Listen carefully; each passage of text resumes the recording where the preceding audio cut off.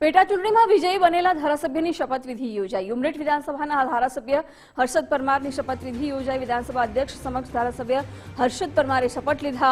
વિધાનસભા અધ્યક્ષ શંકરભાઈ ચૌધરીએ શપથ લેવડાવ્યા। મુખ્યમંત્રી ભૂપેન્દ્રભાઈ પટેલ પણ આ શપથવિધિમાં ઉપસ્થિત રહ્યા। દંડક બાલચંદ્ર શુક્લ, નાયબ દંડક સહિતના ધારાસભ્યો ઉપસ્થિત રહ્યા। 2027ની વિધાનસભા ચૂંટણીનું રિહર્સલ કહી શકાય।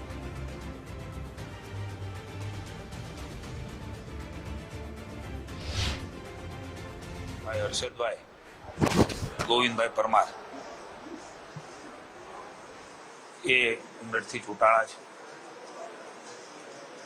કમનસીબે અમારા સ્વર્ગસ્થ પૂર્વ ધારાસભ્ય ગોવિંદભાઈની અવસાનથી ખાલી પડેલી જગ્યા ઉપર યુવાન, ઉત્સાહી અને સમાજ સેવામાં ખૂબ મોટું કામ માત્ર એક વિધાનસભાની સમગ્ર જિલ્લામાં કર્યું છે। સ્થાનિક સ્વરાજ્યની ચૂંટણી હોવાથી આ પેટા વિધાનસભા ઉપર કદાચ કોઈનું ધ્યાન ના હોય, પણ 31,000 કરતા પણ વધારે વોટોથી હર્ષદભાઈ ભારતીય જનતા પાર્ટીના ઉમેદવાર તરીકે ચૂંટાણા છે અને પ્રતિનિધિ બન્યા છે। આ ચૂંટણી આવનારી 27ની વિધાનસભાની એક રિહર્સલ કહી શકાય।